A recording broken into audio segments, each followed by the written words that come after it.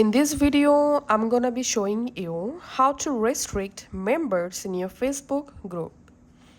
Before restrict someone, make sure you are the owner of the group or you are the admin of the group.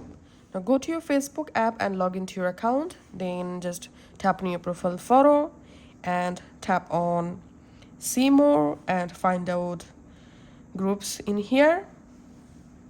Tap on groups. And now just go ahead and open your group. Now tap these settings at the top right. In here, scroll down and tap on people. And here you will find your group members.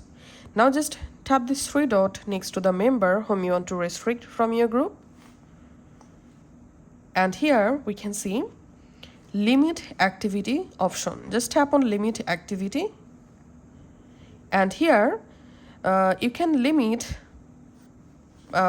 posting in your group from here. So if you turn on this option, you can select expired days. So for example, I want to restrict this account from posting something on my group for 7 days. So here's I'm selecting 7 days.